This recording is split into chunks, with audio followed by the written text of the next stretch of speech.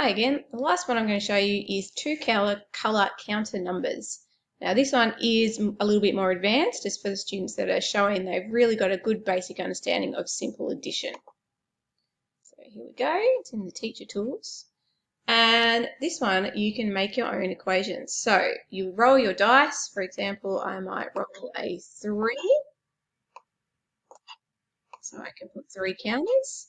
And then I might roll a 4. So I can put 4 up here. And then the next step would be for your child to actually add in the written part of the equation. So we have 3 here, so we put 3. Oh, and I've just remembered, so I'm going to move these over so I can put my plus. Then we put in our plus. And I have 4 yellow ones, so I put in 4. The equal sign.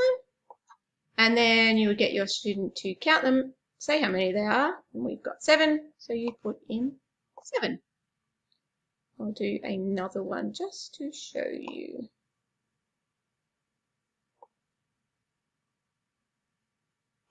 So let's take this away.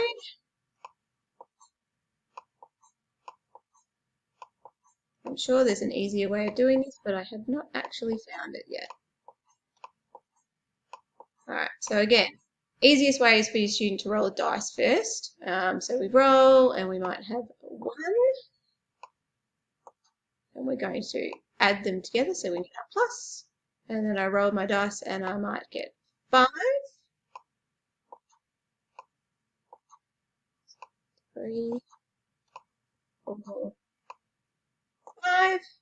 Equals is to help us know how many there are all together. And then we would count them, and there are 6. Simple, easy, bit more fun for them to do, and they should be able to have a go at doing it on their own. Thank you very much.